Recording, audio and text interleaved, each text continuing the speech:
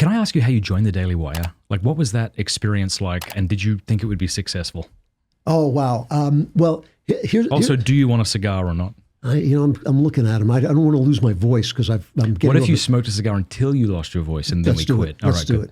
You are Satan, actually. Now I understand. Now I understand why we're... What do you prefer? I mean, they have more of a light this sort of... The light one is a little... I'll let you feel free to... What's that? Oh, do you want to have a break? Do you need to go to the bathroom or anything? I'm good. Yeah, we're fine. Thank you, though. What? I'm good. Coffee? Do you want a coffee? Coffee. Yeah. Cheers. We're still recording. Okay. Just before you say something terribly anti-Semitic or something. So I have a superpower, and I will tell you my superpower. I can't wait to hear it. Because I grew up with a father who was a famous DJ, I have a remarkable skill for identifying broadcasting talent. Yep. And thank you. I knew Ben Shapiro just kind of hanging around the conservative LA scene. Yep. And thanks. And I liked him, he would pop up and he would talk fast and say funny things, and I always enjoyed him, But one day I was recording an audiobook. I was recording one of my books for audio. Oh, good, I want that. No, you first, but. And so I was not writing as I usually am in the morning. I was driving to the studio, and I turned on the radio, and Ben's radio show was on, and he had two other co-hosts who were on. Yeah. And every time he would talk, I would think, really, this guy is great. Yeah. This guy is a radio star. And I think I sent him a text. I can't remember how I communicated to him. I said, I think you are a genuine radio star, and they should get rid of the other two hosts. Actually, I will if you don't mind. Thank you. I once told Josiah, maybe he could do makeup for my guests and me, and he said he would quit the moment I asked him to do that. So I'm not sure we're asking him to make us espresso comes, but... sorry, continue. After you were at Daily Wire. What's that? Oh, yeah. I came back from Daily Wire, so I went to your compound in Nashville. Oh, yes. And I was so impressed with the whole place. Oh, and, my Lord. do you want your makeup on? I'm like, what? I mean, yes, I probably need it. If you can help this in any way, yes. Well, with me, it's like they bring out a chisel. But that's when I got back and I said to him, maybe you could do makeup for people. It's like, I will quit. So I don't know how making espressos for us is going to... So I was working at a place called PJ TV, and it was the Daily Wire before there was the Daily Wire. Yeah. And unfortunately, it was badly run, and it wasn't, even though I liked the people there, all the people that Andrew Breitbart, thank you, that Andrew Breitbart, I don't know if you know him. I've only heard good things about him. Wonderful, crazy man. But he collected all this conservative talent. Yeah. Who were kind of wandering around LA, and he brought them all together. And then this place, PJ TV, he couldn't pay them because he had no money. PJ TV started to pay them and steal us away. And I would say, I said to Breitbart, I hate to do this. He said, no, go where the money is. You got to take the pay. He was great, great guy. And so PJ TV was a beginning for this place, but I realized it was not being well run. And I took a job with Glenn Beck, who I love and I loved, but I knew it wasn't. I knew my sense of humor was not going to work, and it didn't. But for 6 months, I had a good time. But it got me out of PJ TV.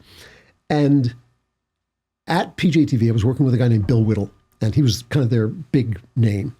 And he and I got to be friends. And Bill Whittle had this friend, Jeremy Boring, and Jeremy Boring would kind of follow Bill around and sort of give him advice and all this stuff. And thanks, Matt. And I couldn't really get Jeremy, I thought, why is this guy always around? And what does he do for a living, And you're right. So one day I was at a conference, and Jeremy and Ben came up to me and said, we love the satires you do for PJ TV, because I was doing these funny things. Like similar to how you begin your shows now? They were exactly like that. Dude, they are brilliant. Oh, thanks. How many times have the Babylon Bee tried to get you? Because you do it better than them, and they do it well. They do. I always call them the second funniest people on the internet, but I only do it to annoy them. And so I said, I'd love to do that. He said, we're starting a new thing. Okay. And it's called Truth Revolt. Okay. And it's going to be with the Horowitz Freedom Center, and we're going to do these things. So we started doing them, and we were getting more audience than the Freedom Center had ever had. You, Jeremy, Ben? Yes. And I would just come in and do these things. And every week they'd fire me. Not Jeremy. The people at the Freedom Center would call up, you have to fire him. He's making all these jokes, you know. And so Jeremy would call him and say, you're fired again. And I'd say, okay, you know, I'll see you Thursday, you know. Yep. And ultimately they fired us all. And I've never known why exactly, but it was very rancorous and it was unpleasant. And Jeremy called up, so we've all been fired. And he said, but listen, do me a favor. Don't sign on with anybody else because I'm going to go raise some money and we're going to redo this as a capitalist enterprise because it was a volunteer. This was a funded thing, you know. And he said, we're not going to fund it. We're going to make money. I said, okay. So I was working on a bunch of stuff and I wasn't really paying attention. And Jeremy went away and he came back and he said, I've got the funding, but you have to do a podcast. Okay. And I said, to be honest with you, I don't really know if I could do a podcast. He said, yeah, you can do it. Just, he said, it'll be an hour. I said, how about 15 minutes? And he said, well, do 15 minutes and start with 15 minutes and then see if we can make it long. So he had a pool. We lived in LA, right? And he had a changing house. Yep. And so we went into his changing house and he had a card table and a microphone. And there was this guy, Jonathan Hay, who was kind of the engineer. And it was me and Ben in this pool house with a microphone. And it's just audio? Just, no, I think we had cameras from the start. And so Ben was doing them, and then I would come in and do my like 15, 20 minutes or whatever I did. And the only comment Jeremy said was, you say too much, so stop saying And I said, how do you do that? He said, just try it, you can do it. And I could, and it was fun. Interesting. Well, slowly during this period, I started to notice something. I started to notice that this guy, Jeremy Boring, who was hanging around with everybody, he had a hand in the success of almost every video enterprise in the conservative movement. So Prager University that was Jeremy. Really? Bill Whittle, who was a big success at PJTV, a lot of that was Jeremy. Everything that happened in conservative video, he'd been behind it and he never took any money and he never got any credit for it. So I started to think like, that's kind of interesting. I'm going to listen to what he says because I could see him do it with Ben. Now, Ben would probably hate me saying this, but Ben is an immense talent and obviously a big brain. But Jeremy kind of made him more, personable, and he helped with that. And so when Jeremy would give me advice, I would listen to it because I just thought, okay, I have no idea. I've been living in a room writing books all my life. I have no idea how to do this. So we started doing it, and because of Ben, mostly, it just took off. I mean, it took off. I think within 6 months, we were huge. I walked in, and remember, I'm already getting to be like 60, I'm 60 years old. I've been a writer all my life. I've had a successful career as a writer, Yeah. And I've done well in life. And then all of a sudden, I walk into a hotel where there's a conservative conference, and I am mobbed by 25-year-olds like I'm the Beatles, and I laughed. I said to Ben, I'm like Ringo Starr, you're obviously John McCartney, but I'll take it. I'll be Ringo. Yeah. And I thought, this is insane. This is an entirely different life that I purposely never wanted to live. Like I always liked being alone and writing and being a hermit. And I said, suddenly I'm a personality. People recognize me on the street. Yeah. Like I'm walking down the street picking my nose and somebody goes, are you Andrew Klavan? No, that's somebody else. My finger out of my...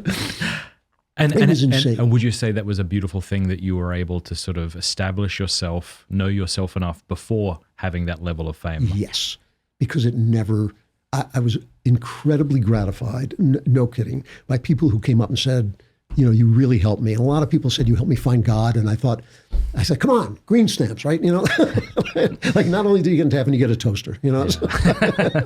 I mean, no, I was thinking that's a beautiful thing, and people, I'd had fan mail for my books and all this stuff, but this was different. This was people saying you were doing something in my life. And, but the celebrity part of it never touched me.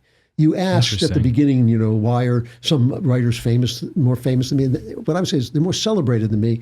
I never cared. It was not my point. Like I said, when I saw that poster in Times Square, didn't mean it. That's not what means something to me. What means something to me is to write beautifully and tell the truth and have that, you reach out for that at 3 a.m. That means a lot to me, And suddenly that was happening at a different level, and I was getting more feedback about it, and that was all very beautiful, but it was nuts. How wild to write a bunch of books, have Clint Eastwood star in one, and not yet hit your peak in the sense of popularity. Yes, weird. The whole thing was weird. And I talk about gratitude. I was so grateful that an exciting new thing was happening to me and what I sort of had taken to be the senior, part of my life. And it was, created new ways to think about what I was doing. It meant that when I said something, I got instantaneous, like just the conversation that we just had, which I will continue to think about, I love that kind of conversation. To smoke cigars with a guy and talk about God and the gospel and, you're right or you're wrong and all. Yeah.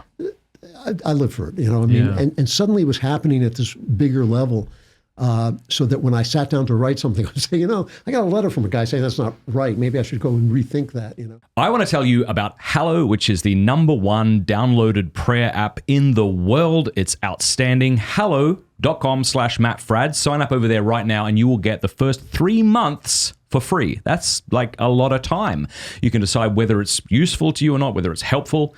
If you don't like it, you can always quit. Hallow.com/Matt Fradd. I use it. My family uses it. It's fantastic. There are over 10,000 audio guided prayers, meditations, and music, including my lo-fi. Hallow has been downloaded over 15 million times in 150 different countries. It helps you pray, helps you meditate, helps you sleep better.